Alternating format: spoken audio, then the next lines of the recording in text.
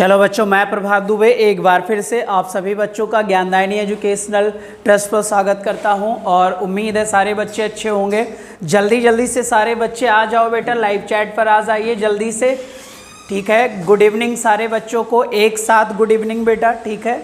आइए जल्दी से आ जाइए। वीडियो को बच्चे लाइक और शेयर कर दीजिए।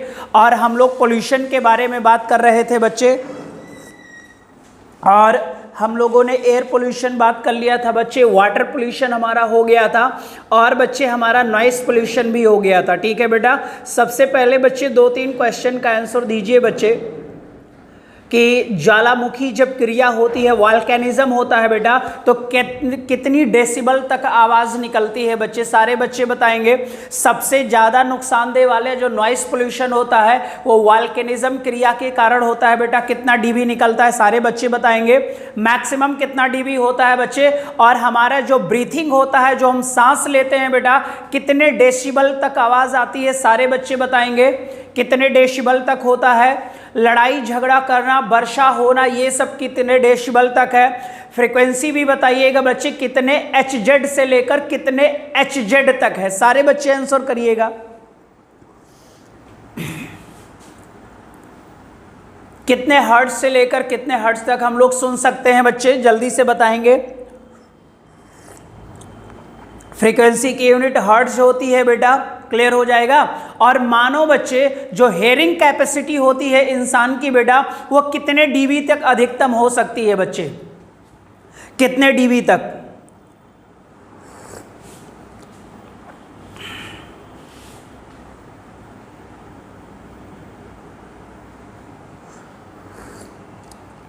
चलो बच्चे, अगर हमने कहा था कि बेटा जो ध्वनि प्रदूषण होता है ये एक बच्चे वाइब्रेशनल एनर्जी के रूप में वर्क करता है, और अगर लगातार बच्चे याद रखना सामने बच्चे ध्वनि प्रदूषण है, तो आप याद रखना बेटा कि जब लगातार ध्वनि प्रदूषण रहेगा बेटा, तो हमारे ब्रेन के जो न्यूरॉन्स हैं बेटा वहां पर वाइब्रेशन होगा, और ब्रेन्स के जो न्यूरॉन्स होंगे बेटा उनमें जब वाइब्रेशन होगा तो आपको पता है इरिटेबिलिटी आ जाएगी, चिड़चिड़ापन आएगा। अगर ये लॉन्ग टर्म तक बना रहता है तो बच्चे न्यूरॉन्स की कमी होने लगेगी और आप में मेंटल डिसऑर्डर हो जाएगा, यानी आप मानसिक रूप से परेशान हो जाओगे बेटा, ठीक है। फिर मैंने कहा था बच्चे कि ध्वनि प्रदूषण को कम करने के लिए राज्य और बेटा सड़कों पर ग्रीन प्लांट्स लगाने की बच्चे एक योजना चलाई गई थी, और उसका नाम था बेटा ग्रीन मोफलर नाम का योजना, ठीक है। तो ये सारे पॉइंट्स मैंने बता दिए थे बच्चे, आप लोग पढ़ लीजिएगा। और आज हम लोगों का जो नया टॉपिक होगा सर, वो होगा सॉइल पोल्यूशन।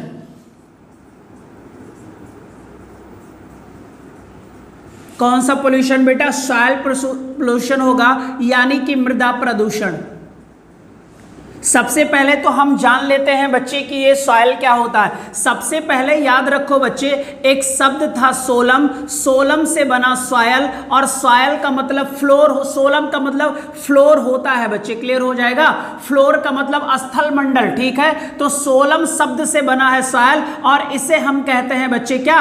मिट्टी। और मिट्टी का बच्चे जो अध्ययन होता है, मिट्टी का जो अध्ययन होता है उसे आप पेडोलॉजी बोलते हो बच्चे। क्या बोलते हो?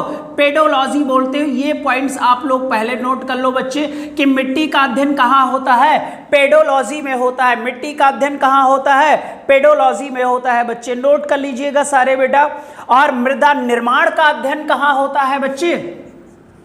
मृदा निर्माण का जो अध्ययन होता है, कोई बच्चा अगर जानता होगा तो बताएगा बेटा। मिट्टी का अध्ययन होता है बच्चे पेडोलॉजी में, और मृदा निर्माण का अध्ययन होता है बच्चे पेडोजेनेसिस में, क्लियर हो जाएगा। पेडोजेनेसिस याद कर लीजिएगा बेटा।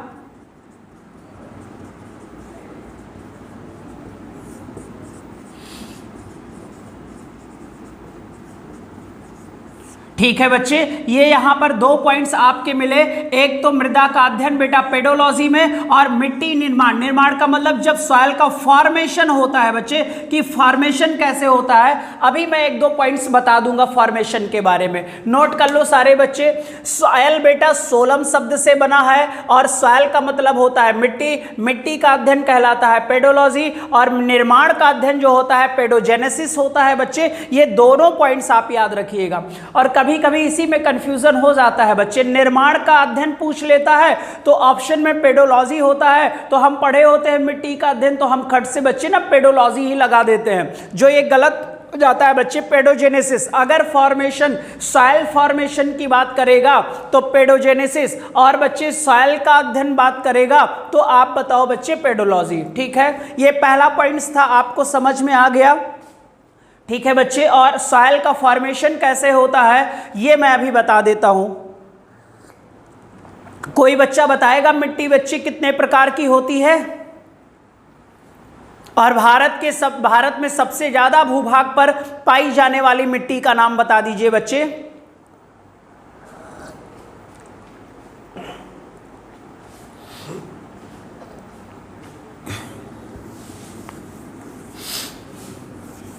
तो ये 2 पॉइंट्स आपका हो गया बेटा, मिट्टी का अध्ययन पेडोलॉजी, और अगर मिट्टी के निर्माण का अध्ययन होगा तो पेडोजेनेसिस होगा बेटा, पेडोजेनेसिस होगा बच्चे। ठीक है, अब ध्यान से देखो बच्चे, अगर हम पूछे कि सॉइल बेटा, तो अपर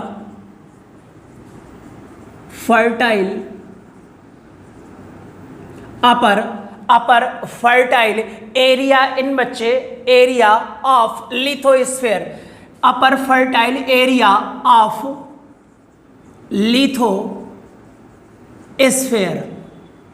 ठीक है बच्चे, स्थल मंडल का ऊपरी बच्चे, क्लियर हो जाएगा, स्थल मंडल की ऊपरी परत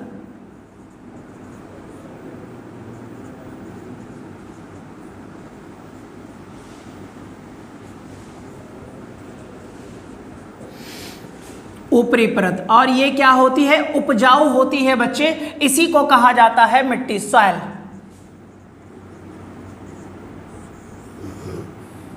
स्थल मंडल की ऊपरी परत जो उपजाऊ होती है बच्चे, या उपजाऊ परत होती, स्थल मंडल की ऊपरी उपजाऊ परत, ऐसे कर लो बेटा, ऊपरी उपजाऊ परत होती है।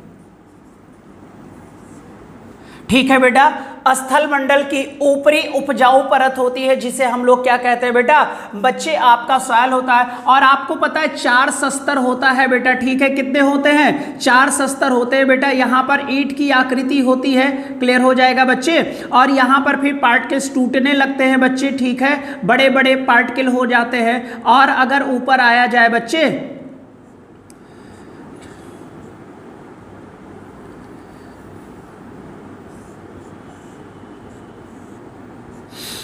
ठीक है, यहां पर पार्टिकल की संख्या बढ़ जाती है बच्चे,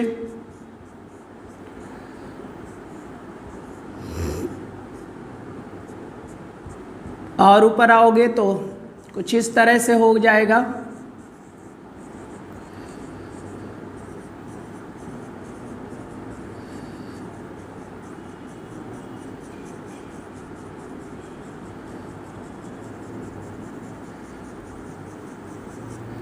ये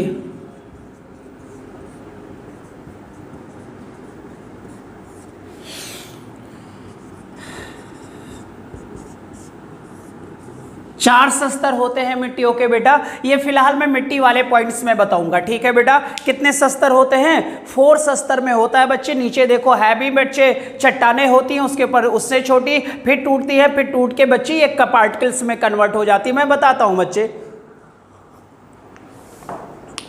चलिए अगला पॉइंट देखेंगे बच्चे कि मिट्टी का निर्माण कैसे होता है, फॉर्मेशन बेटा। ठीक है, किस किस से मिट्टी बनी होती है, बहुत ही इंपॉर्टेंट है बेटा formation.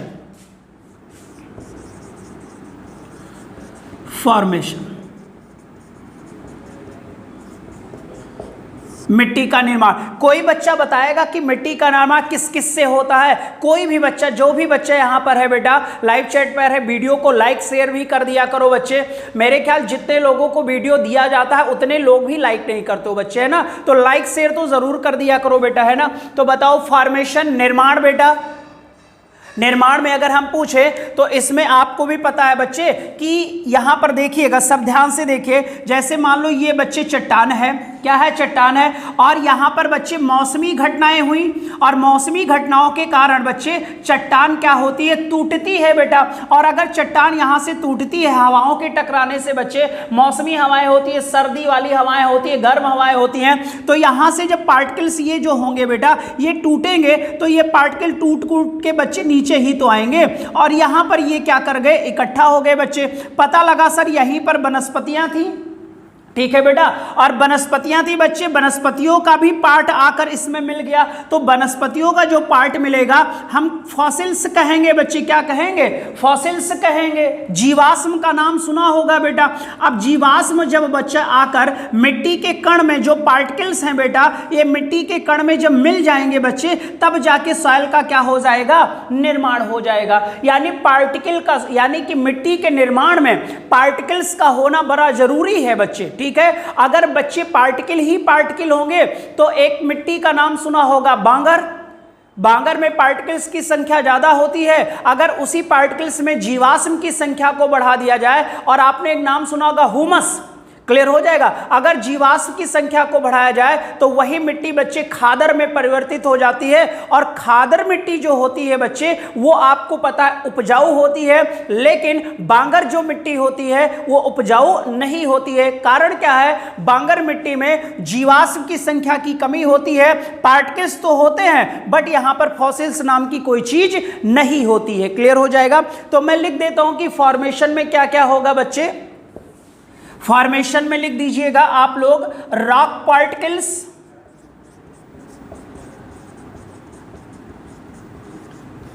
Plus fossils plus organic substance.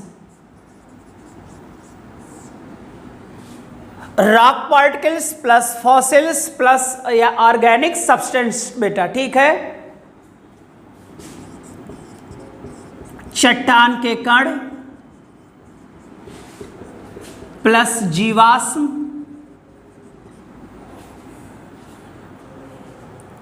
Plus क्या होगा बेटा, जीवाश्म, नोट करिए जल्दी जल्दी, और कार्बनिक पदार्थ।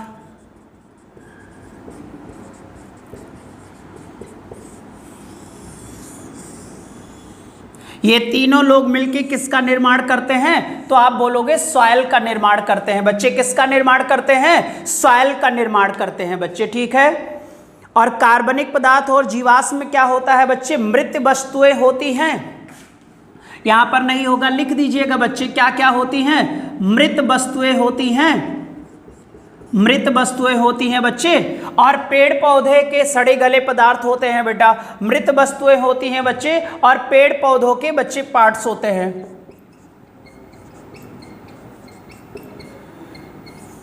पेड़ पौधे और बच्चे जो सड़ी गली वस्तुएं हैं, मृत वस्तुएं होती, इसे ह्यूमस भी कहा जाता है बच्चे ना। अगर कार्बनिक मैटर की संख्या ज्यादा है तो उतना ही उपजाऊ जमीन होगी, कार्बनिक पदार्थ की संख्या, जीवाश्म की संख्या अगर कम है तो वहां पर उपजाऊ जमीन नहीं होगी। आपने पढ़ा होगा बच्चे कि अभी ये आप लोग देखते नहीं हो बच्चे, सनई वनई ढैंचा वैचा जो होता है खेतों में बोया जाता है बच्चे, तो ढैंचा जो होता है वो ऑर्गेनिक बच्चे खाद के रूप में, फर्टिलाइजर के रूप में काम करती है। और आपको पता है कि बच्चे ऑर्गेनिक राज्य कौन सा है, ऑर्गेनिक स्टेट कौन सा है, तो आपको पता है सिक्किम ही होगा बेटा, है ना। तो यहाँ पर भी है बच्चे, इनका प्रयोग अगर हम करें, सड़ी गली खादों का प्रयोग खेतों में करें और फर्टिलाइजर पर बच्चे हम लोग क्या करें, निर्भरता को कम करें, तो हमारे खेत के उत्पादन क्षमता भी होंगे। और बच्चे अगर हम ऊपर से पेस्टिसाइड, ये अभी मैं आगे बताऊंगा बेटा, फिर क्या फायदा। तो मिट्टी का जो फॉर्मेशन होता है वो rock particles plus fossils plus organic matter या ऑर्गेनिक सब्सटेंस से मिलकर बना होता है। चट्टान के कण होते हैं, जीवाश्म होते हैं, कार्बनिक पदार्थ होते हैं। जीवाश्म कार्बनिक पदार्थ में, जीवाश्म में बेटा मृत वस्तुएं होती हैं, और ऑर्गेनिक सब्सटेंस में पेड़ पौधे भी होते हैं। तो ये रहा मिट्टी का फॉर्मेशन बेटा, ठीक है। सारे बच्चे बताओ फॉर्मेशन समझ में आया। चट्टानों से बच्चे निकलकर पार्टिकल्स आते हैं, ठीक है। जब बच्चे वेदर बच्चे प्रॉब्लम होती है तो फिर ये टूटती हैं, ठीक है। मौसमी घटनाओं के कारण बच्चे ऐसा होता है, ठीक है बच्चे, सारे बच्चे। अब ध्यान से देखो बेटा, अगर हम बात करें मिट्टी की तो आपने नाम सुना होगा दोमट, सुना है बच्चे? या एलुवियल सॉइल की बात कर लिया जाए बच्चे, जलोढ़ मिट्टी का नाम सुना होगा। भारत के सबसे ज्यादा भूभाग पर कौन सी मिट्टी है? जलोढ़। और जलोढ़ एलुवियल सॉइल होता है बच्चे, एलुवियल सॉइल बेटा, ठीक है। अगर हम बात करें बच्चे कि जो जलोढ़ होती, एक तो खादर होती है बच्चे और एक बांगर होती है। अब बांगर में बेटा सबसे ज्यादा किसकी संख्या होती है? कणों की संख्या ज्यादा होती है। यहां पर बच्चे जीवाश्म का क्या है? अभाव है बेटा, तो ये बांगर हो जाएगी। और बांगर जो है उपजाऊ नहीं होती है, आप सारे पता है बेटा, ठीक है। अगर खादर की बात किया जाए तो यहां पर जीवाश्म की संख्या होती है, इसीलिए बच्चे ये मिट्टी क्या हो जाती है? उपजाऊ हो जाती है बच्चे, ठीक है, उपजाऊ हो जाती है। तो बांगर को भी बच्चे हम उपजाऊ बना सकते हैं अगर यहां पर किसकी संख्या को बढ़ा दिया जाए? जीवाश्म की संख्या को बढ़ा दिया जाए बेटा, ठीक है। तो हम उसे उपजाऊ जमीन बना सकते हैं बेटा। और ऐसे लॉन्ग टर्म इरिगेशन नहीं हो पाता है बच्चे, कई दिन बच्चे, कई महीने या साल बीत जाते हैं जब वहां सिंचाई का प्रबंध नहीं होता, तो यही मिट्टी धीरे धीरे बच्चे बंजर के रूप में कन्वर्ट हो जाती है। किसके रूप में बेटा? बंजर भूमि के रूप में परिवर्तित हो जाती है बच्चे।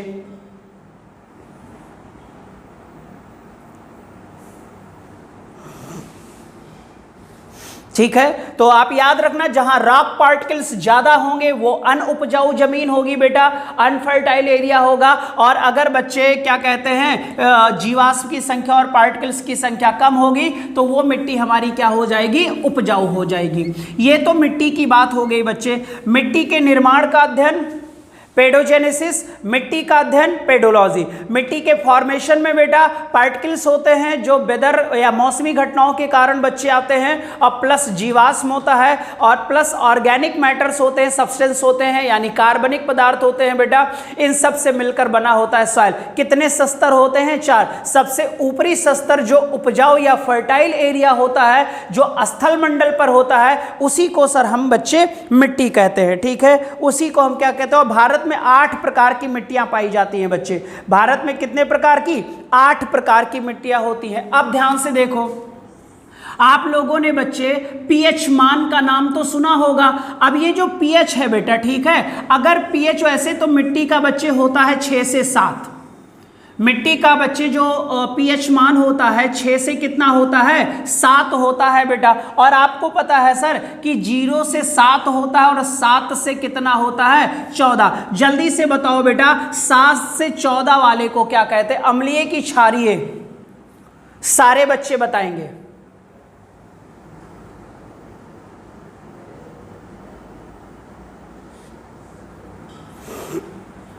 ठीक है बच्चे, अगर ध्यान से देखिएगा 6-7 से बच्चे अगर पीएच मान मिट्टी का क्या है? ज्यादा है, मिट्टी क्या है? ज्यादा है, तो ये बच्चे जो होगा वो बेसिक कहलाएगा। क्या कहलाएगा बेटा? बेसिक कहलाएगा बच्चे, ठीक है। क्या कहलाएगा? बेसिक। अम्लीय की क्षारीय बताओ बच्चे जल्दी से, बेसिक को क्या बोलते हैं? बताओ बच्चे।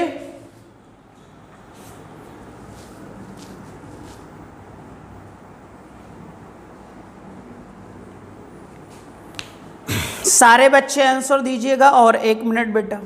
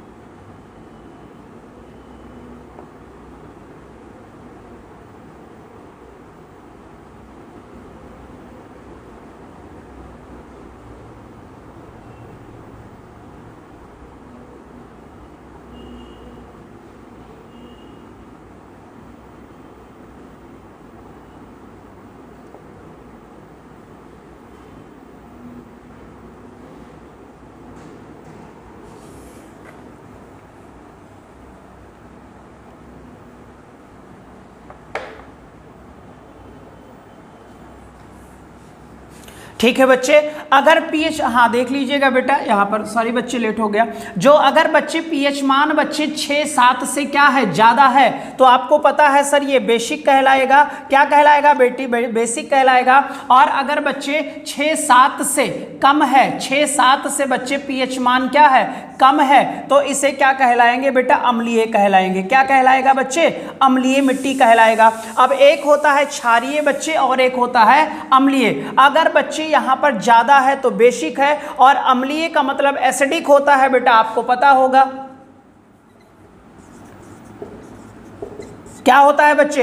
एसिडिक होता है। अगर पीएच मान मिट्टी का 6-7 से ज्यादा है बच्चे तो आपको पता है सर इसमें फिर जिप्सम डाला जाता है। क्या डाला जाता है? जिप्सम डाला जाता है बच्चे, ठीक है। और अगर बच्चे कम है, 6-7 से कम है, तो आपको वहां पता है बच्चे लाइम डाला जाता है। यहां पर मिट्टी में क्या डाला जाता है? लाइम डाला जाता है बच्चे, यानी कि चूने का प्रयोग करना होगा, ठीक है। यानी कि बच्चे ध्यान से देखना, हमें 2 क्वेश्चन मिला। अगर ऐसे मिट्टी के पीएच मान की बात करें तो 6 से 7 होता है बेटा, ठीक है। और अगर बच्चे 6-7 से ज्यादा है तो बेसिक नेचर की हो जाएगी सॉइल बेटा। और बेसिक नेचर को, सॉइल को कम करने के लिए बेटा यहां पर लाने के लिए जिप्सम का प्रयोग किया जाता है। और अगर ज्यादा एसिडिक हो गई मिट्टी हमारी बेटा, इससे अत्यधिक कम हो गया, तो हम इसमें बच्चे लाइम का प्रयोग करते हैं, यानी चूना मिक्स करते हैं बेटा, फर्टिलिटी को बढ़ाने के लिए सर, ठीक है। तो जिप्सम का प्रयोग हम सॉइल में कब करते हैं? जब पीएच मान 6-7 से घटता है कि बढ़ता है, तो आपका रिजल्ट होगा सर बढ़ जाता है। हम बच्चे लाइम का प्रयोग कब करते हैं मिट्टी में? जब पीएच मान 6-7 से क्या हो जाता है? इंक्रीज नहीं डिक्रीज हो जाता है बच्चे, ठीक है, कम हो जाता है, ठीक। नोट कर लो सारे बच्चे।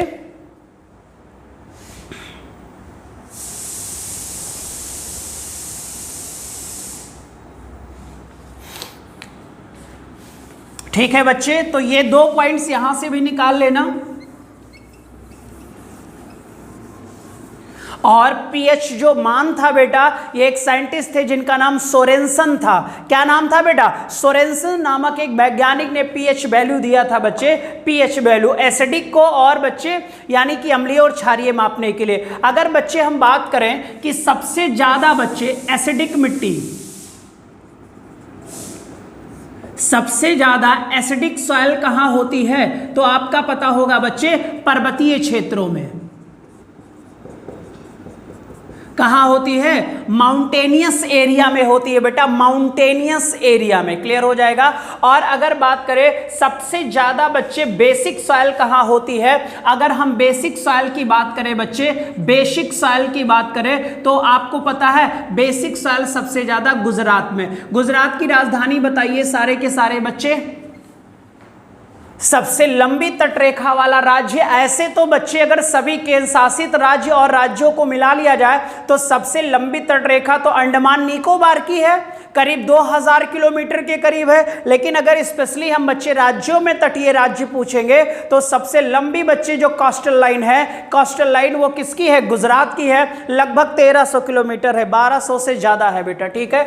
तो बेसिक सॉइल भारत के किस राज्य में सबसे ज्यादा है? गुजरात में। एसिडिक सॉइल सबसे ज्यादा पाई जाती माउंटेनियस एरिया में, यानी कि पर्वतीय क्षेत्रों में बेटा। और मिट्टी के निर्माण में बच्चे राख का होना जरूरी है, मिट्टी के निर्माण में राख का होना क्या है? जरूरी है बच्चे, ये पॉइंट याद रखिएगा, ठीक है। चलो इतनी बात बताओ, समझ में आ गई सारे बच्चों को?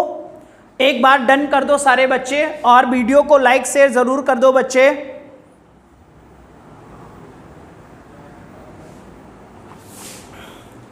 और उम्मीद है बच्चे की 15 तारीख के बाद ऑफलाइन कोचिंग भी ओपन हो सकती है, ठीक है।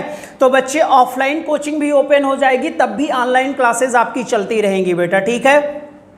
कोई इफेक्ट नहीं आएगा, हम लोग जम के पढ़ाई करेंगे, शाम के बाद से करेंगे बच्चे, ठीक है। तो आपका जो टाइमिंग है बच्चे वो चलता रहेगा, ठीक है। चलो तो ये पॉइंट्स हमारे क्लियर हो गए, ठीक है। चलिए अब अगला प्रॉब्लम बच्चे हम लोग पढ़ लेते हैं बच्चे कि मिट्टी की समस्या क्या क्या है, यानी प्रदूषण होने की समस्या क्या क्या है, ठीक है बेटा। Problem of soil.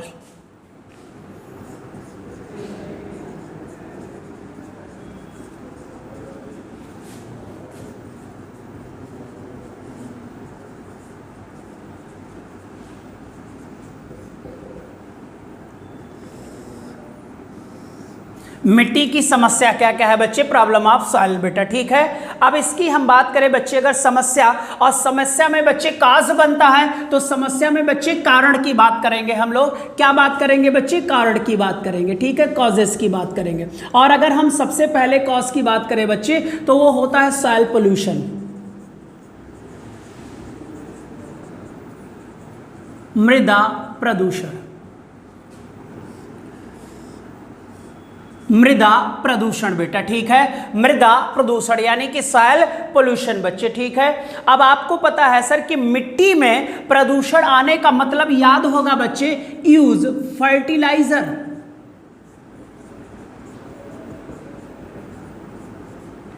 Use fertiliser यानी कि बच्चे उर्वरक का प्रयोग करना। अगर लार्ज मात्रा में उर्वरक का प्रयोग किया जाए बच्चे, तो हमारी मिट्टी क्या हो जाएगी, प्रदूषित हो जाएगी बच्चे, हमारी मिट्टी क्या हो जाएगी, प्रदूषित हो जाएगी। यानी रासायनिक खाद का प्रयोग करना बच्चे, यहां पर अगर चाहो तो लिख दो रासायनिक खाद का प्रयोग करना।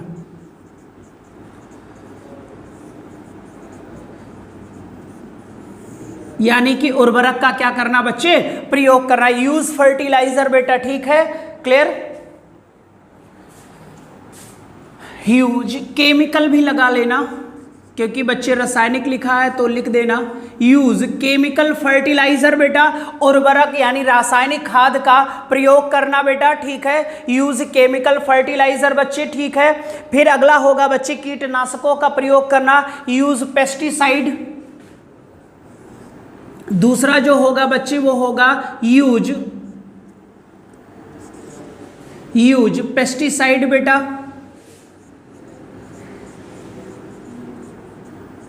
यूज पेस्टिसाइड्स, कीटनाशकों का प्रयोग।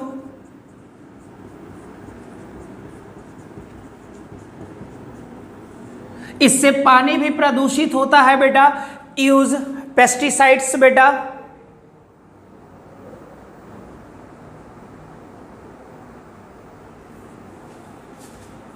फिर तीसरा होगा बच्चे इंडस्ट्रियल वेस्टेज,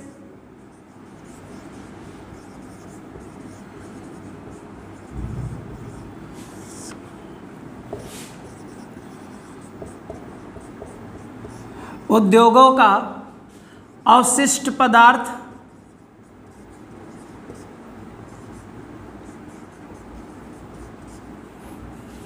उद्योगों का अपशिष्ट पदार्थ बेटा, ठीक है, और कचरा भी कह सकते हो बच्चे।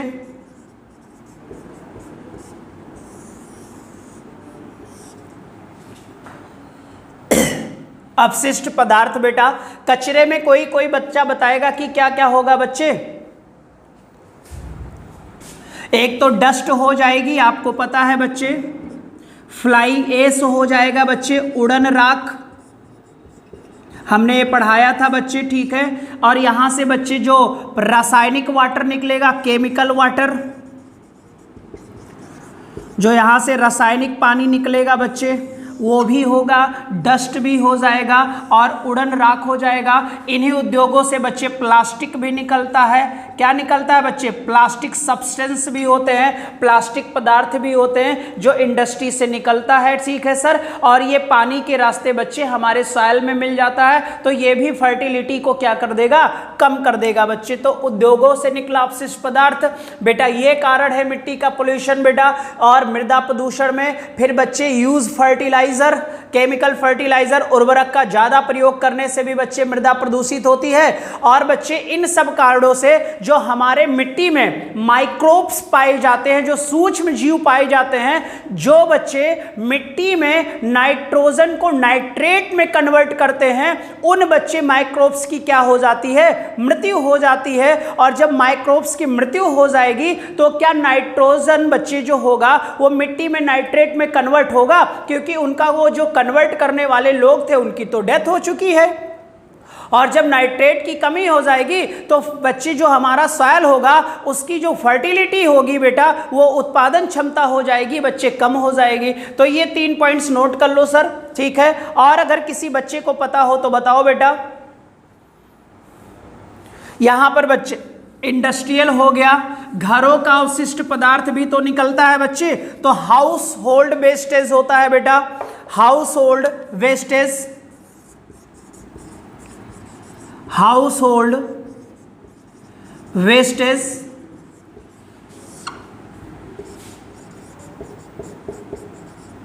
घरों का अपशिष्ट पदार्थ, घरों का भी अपशिष्ट पदार्थ होगा। अब इसमें देखो आप लोग बच्चे, सब्जी वब्जी का मार्केट से जब परचेजिंग होता है तो बहुत सारी पन्नी होती है, आप उसे डस्टबिन में डालकर बाहर बच्चे क्या करते हो, गिरा देते हो, फेंक देते हो बच्चे, ठीक है। घरों का भी अपशिष्ट पदार्थ हो जाएगा, ठीक है बच्चे। प्लास्टिक होता है, कांच होता है बच्चे, ग्लास जो होता है, ठीक है। चलो और कोई बच्चा बताएगा। 4 समस्याएं हो गई, 5वां समस्या भी कोई बताओ। मृदा प्रदूषण का बेटा, मेडिकल अपशिष्ट बेटा, ठीक है। हाँ, इसको भी नोट कर लीजिएगा सर, आया हुआ क्वेश्चन है। मेडिकल वेस्टेज,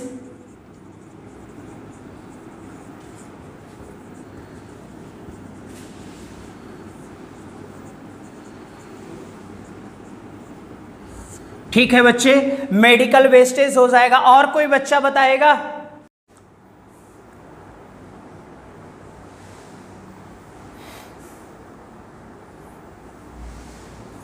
ठीक है बच्चे, अगर और बात किया जाए तो हमने खनन बताया था आप लोगों को, माइनिंग, और माइनिंग होगा बच्चे तो खनन का जो केमिकल होगा रासायनिक होगा बच्चे। ये रसायन बच्चे पानी में मिलेगा, और पानी जब बच्चे मृदा में मिलेगा तो वहां पर उसे पोल्यूटेड कर देगा बेटा, ठीक है। डिफॉरेस्टेशन भी होता है,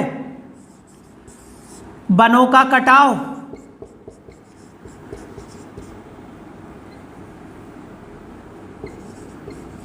वनों का जब कटाव हो जाएगा तो मिट्टियां बच्चे, जब जड़ें हट जाएंगी तो मिट्टियां इधर उधर होने लगेंगी, इसीलिए मिट्टी का अपरदन भी होगा बच्चे, और मिट्टियां वहां पहुंच जाएंगी जहां पर मान लो पोल्यूशन था बेटा, ठीक है। डिफॉरेस्टेशन हो गया बेटा, मृदा अपरदन भी होता है, सॉइल इरोजन भी बच्चे।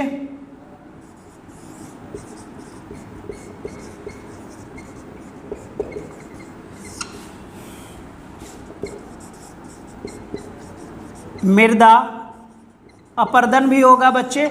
जैसे बच्चे मैंने कहा था ये पेड़ है और ये पेड़ की जड़ें हैं, तो यहाँ पर मिट्टी बंध रखी है बच्चे, क्लियर हो जाएगा। लेकिन जब ये जड़ें यहाँ से हट जाएंगी बच्चे तो ये मिट्टियों में क्या आ जाएगी, मुलायम हो जाएंगी मिट्टियाँ। जब जड़ें रहती हैं तो मिट्टियाँ हार्ड रहती हैं बच्चे, सख्त रहती हैं, तो उनका प्लान नहीं होता है। और जब ये पेड़ हट जाएगा, डिफॉरेस्टेशन हो जाएगा बच्चे। अभी मैं झूम की खेती का एग्जाम्पल दूंगा, तो बच्चे क्या होगा, जब जड़ें गायब हो जाएंगी तो मिट्टियों में बच्चे मुलायम हो जाएंगी और मिट्टियाँ फैल जाएंगी, इधर उधर भागने लगेंगी सर, क्लियर हो जाएगा।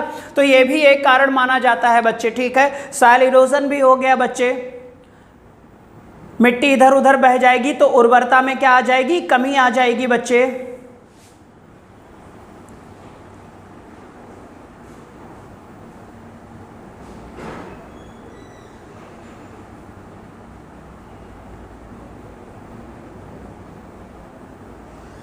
ठीक है बच्चे, इसको दूसरा कर लीजिएगा बच्चे, और इसको दूसरे का ए पॉइंट कर दीजिएगा, ठीक है।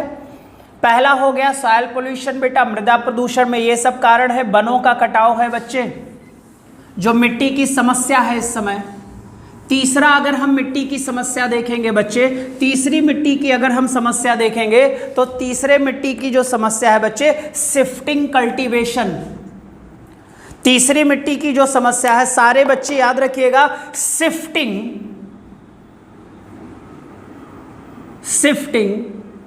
कल्टीवेशन। नाम तो सुना ही होगा बच्चे, झूम खेती। जैसे ये पहाड़ है बेटा, ठीक है। अब यहाँ पर क्या हुआ सर, पहाड़ों पर कुछ अनुसूचित जनजाति के लोग रहते, एसटी वगैरह बेटा। अब यहाँ पर बच्चे क्या लगा था, पेड़ लगा था, यहाँ घासें थी बच्चे, यहाँ पर वनस्पतियाँ थी। अब ये लोग पहुँचे बच्चे और इसका बच्चे क्या कर दिया, वनों को काट दिया। वन को काट दिया यहाँ से बच्चे, तो आप भी बताओ यार, वन को जब काटेंगे तो यहाँ पर जो मिट्टियाँ हार्ड बनी हुई थी वो मिट्टियाँ क्या हो जाएंगी, मुलायम हो जाएंगी बच्चे। फिलहाल ये बच्चे क्या करेंगे, इतना छोटा सा खेत बनाकर तैयार कर लेंगे ये लोग, क्लियर हो जाएगा। खेती करेंगे बच्चे, फिर क्या आपको भी पता है सर, मिट्टियां हार्ड थी, पेड़ लगे थे तब तो ठीक था बच्चे, पेड़ कट गए, घास फूस हट गई बच्चे, खेती करना क्या, पानी बच्चे गिरता रहा और धीरे धीरे मिट्टियां बेटा नीचे बहती चली गई, मुलायम हो जाती हैं बच्चे, ठीक है। जब यहां पर बेटा मिट्टियां बह जाएंगी तो उर्वरता में क्या आ जाएगी, कुछ दिन के बाद कमी आ जाएगी। जब बेटा उर्वरता में कमी आएगी तो ये लोग बच्चे और आगे चले जाएंगे। अब यहाँ पर एक पेड़ लगा था, यहाँ पर भी उन्होंने काटा और एक छोटा सा खेत बनाकर तैयार कर लिया। ऐसे ही ये लोग बच्चे पहाड़ों पर खेती करते रहते थे। इसीलिए सर देखो ये सीढ़ी स्टेप बनता चला गया, इसीलिए इसे सीढ़ी नुमा खेती भी कहते हैं बच्चे। कौन सी खेती कहते हैं, सीढ़ी नुमा भी खेती कहते हैं। और ये खेती करने की सबसे प्राचीन प्रणाली है बेटा। कौन सी प्रणाली है, सबसे प्राचीन प्रणाली है बेटा। और झूम खेती याद रखना सर कहाँ किया जाता है, माउंटेनियस एरिया में किया जाता है, पहाड़ी क्षेत्रों पर किया जाता है बच्चे, ठीक है। आपने गारो खासी जयंतिया का नाम सुना होगा, पूर्वोत्तर राज्य में है, मेघालय में है, वहां पर बच्चे झूम खेती जिसे शिफ्टिंग कल्टीवेशन कहते हैं बच्चे, वहां की जाती है, ठीक है सर। बागानी फसलें यहां पर होती है। कौन सी फसलें बेटा, बागानी फसलें होती हैं। तो शिफ्टिंग कल्टीवेशन भी इस समय मिट्टी की प्रमुख समस्या है बच्चे, ठीक है। सीढ़ी नुमा खेती है, पहाड़ों पर की जाती है बच्चे। फिर बच्चे हमारे मिट्टी की और समस्या क्या है, तो आपको पता है अत्यधिक इरिगेशन करना भी बेटा, यानी कि बच्चे अत्यधिक सिंचाई भी बच्चे हमारे मिट्टी के लिए हानिकारक है।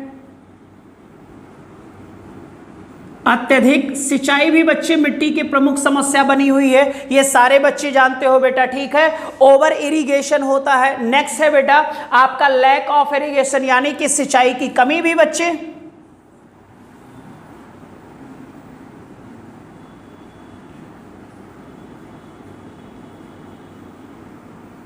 ओवर इरिगेशन बच्चे, और दूसरा होता है बेटा सिंचाई की कमी। ये भी बच्चे हमारे मिट्टी की प्रमुख समस्या है बेटा, ठीक है। सिंचाई की क्या हो जाती है बच्चे, कमी हो जाती है बच्चे, लैक ऑफ इरिगेशन बेटा, ठीक है। अब अगर हम सिंचाई की बात करें सर, किसकी बात करें, सिंचाई की अगर बात करें बच्चे, कमी में ध्यान से सुन लेना। अगर हम बात करें बच्चे तो लगभग 55-56% लोग बेटा 56-57% लोग बेटा 56 to 57% लोग जो है बच्चे वो सिंचाई पर डिपेंड है बेटा। किस पर, भगवान जी पर बच्चे, यानी कि वर्षा पर डिपेंड है खेती बेटा।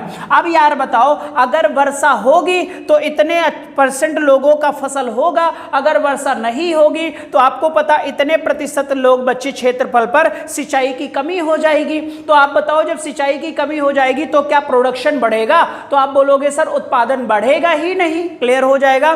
तो कितना बेटा 56-57% बेटा भारत देश में डिपेंड रहते हैं किस पर, वर्षा पर, या आप कह सकते हो मानसून पर डिपेंड रहते हैं। और आजकल देख रहे हो बच्चे, जब बारिश होना चाहिए तो बारिश ही नहीं होता है, और जब बारिश होने लगती है तो इतनी हो जाती है बेटा कि किसानों का सारा फसल डैमेज कर देती है बेटा, ठीक है। तो अभी भी भारत देश में बेटा 56-57% लोग सिंचाई पर जो डिपेंड है बेटा, सिंचाई में वो मानसून पर डिपेंड है बेटा। तो बचता कितना है यार, 44-45% बेटा, ठीक है। इतने प्रतिशत लोग जो है बच्चे वो नलकूप पर डिपेंड हैं।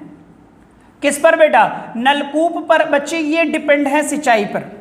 ऐसे कर लो इसको, ठीक है बच्चे। 44% लोग भारत देश में क्या करते हैं बेटा, सिंचाई पर निर्भर रहते हैं, और 56-57% लोग मानसून पर निर्भर रहते हैं। अब ये जो 44% है सर, इसे 100 मान लो। अब इस 44% में ध्यान से देखो बच्चे कि कितने लोग नहर पर हैं और कितने लोग नलकूप पर हैं। तो इस 44% में बेटा लगभग 56-57%, लगभग 57% बच्चे सिंचाई करते हैं नलकूप से।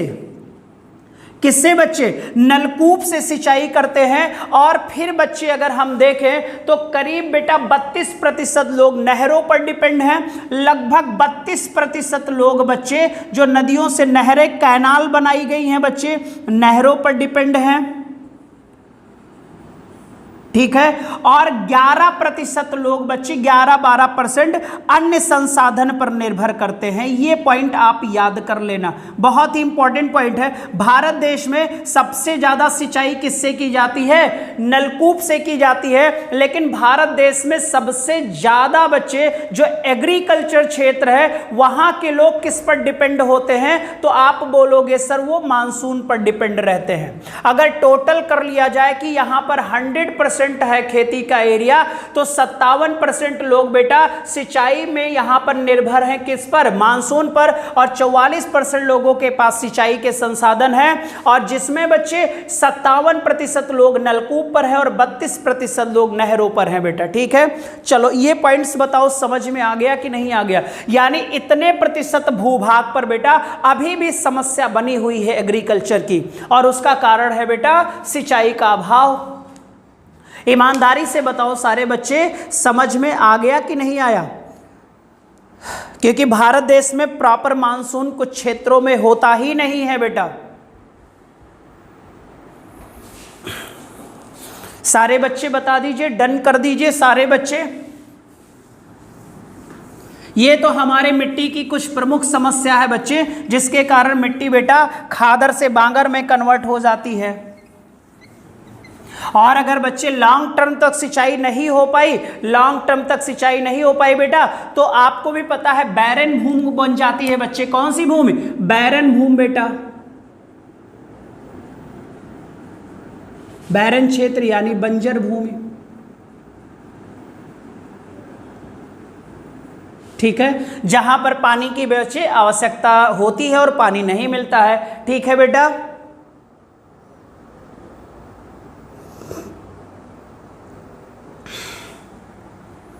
नेक्स्ट हेडिंग डालो बच्चे, इफेक्ट ऑफ सॉइल।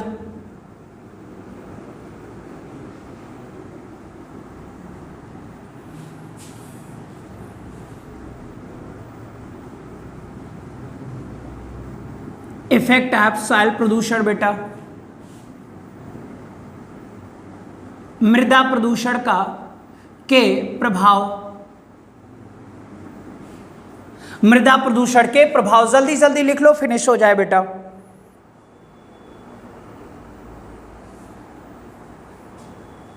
ठीक है, पहला है बच्चे प्रदूषण के कारण फर्टिलिटी विल बी डिक्रीज, उर्वरता में कमी आना। और जब उर्वरता में कमी आ जाएगा बच्चे, तो आपको पता है बेटा उत्पादन क्या हो जाएगा? कम हो जाएगा। सर उत्पादन क्या हो जाएगा? कम हो जाएगा। और वनस्पतियों में भी क्या आएगी? जल्दी से बताओ बेटा, वनस्पतियों में भी कमी आ जाएगी कि नहीं आ जाएगी? यानी उर्वरता का कम होना बेटा, और उर्वरता कम हो जाएगी तो धीरे धीरे यही जमीन बेटा बंजर भूमि में कन्वर्ट हो जाएगी, बैरन लैंड हो जाएगी बेटा। ठीक है, तो बच्चे प्रदूषण फैलने के कारण फर्टिलिटी विल बी डिक्रीज, यानी उर्वरता में लगातार कमी आएगी और वनस्पतियों की संख्या भी गिरेगी बच्चे। तो वायु प्रदूषण बेटा, ध्वनि प्रदूषण सब फैल जाएगा, और बच्चे उत्पादन का प्रोडक्शन भी कम होगा। इससे बच्चे खाद्यान्न की कमी हो जाएगी, भुखमरी फैल जाएगी बच्चे। ठीक है, भुखमरी फैल जाएगी। ठीक है, और भारत एक कृषि प्रधान देश है, ये आप सभी बच्चों को पता है। तो पहला जो प्रभाव पड़ा वो फर्टिलिटी की क्या हो जाएगी? कमी हो जाएगी सर। ठीक है, सॉइल पोल्यूटेड बच्चे जो होता है, अगर बच्चे मिट्टी में मृदा प्रदूषण होता है तो जो बच्चे मृदा में अपघटक होते हैं, डिकम्पोजर, अपघटक की मृत्यु हो जाती है।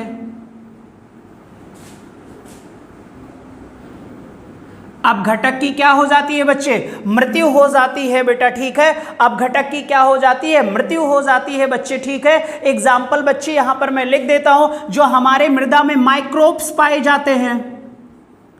ठीक है, माइक्रोब्स की जब डेथ हो जाएगी बच्चे, तो डेथ हो जाएगी तो आपको भी पता है बच्चे हमारे सॉइल में अपघटन होगा ही नहीं बेटा, और यहां पर मृत्यु हो जाएगी। एक एग्जाम्पल है, किसानों का मित्र कहलाता है कौन बेटा? रिंगवर्म यानी केचुआ बच्चे। ठीक है। अर्थवर्म का नाम सुना होगा। केचुआ बच्चे इनकी डेथ हो जाएगी तो केचुआ डिकम्पोजर का ही तो काम करता है। बहुत सारे माइक्रोब्स होते हैं, इनकी डेथ हो जाएगी बच्चे अगर सॉइल प्रदूषण फैला तो, ठीक है। अब जब बच्चे प्रदूषण फैलेगा तो आपको भी पता है बच्चे नाइट्रोजन का स्थिरीकरण, ये हो गया ना सर। अब अगला देख लीजिएगा इसी में बच्चे, नाइट्रोजन का प्रदूषण के कारण नाइट्रोजन का स्थिरीकरण होगा कि नहीं होगा? तो आपको पता है नाइट्रोजन का स्थिरीकरण नहीं होगा बच्चे, क्लियर हो जाएगा। स्थिरीकरण नहीं हो पाएगा यानी कि बच्चे नाइट्रोजन जो है नाइट्रेट में नहीं बदल पाएगा। नाइट्रोजन जो है बच्चे नाइट्रेट में परिवर्तित नहीं हो पाएगा। जब ये परिवर्तित नहीं हो पाएगा बच्चे तो पेड़ों में इसका क्या हो जाएगा? अभाव हो जाएगा, जो भोजन के रूप में कार्य करता है। ठीक है बच्चे, भोजन का क्या हो जाएगा? अभाव हो जाएगा। नाइट्रोजनीकरण ही नहीं होगा बेटा, ठीक है। नाइट्रोजनीकरण ही नहीं हो पाएगा पौधों में बच्चे।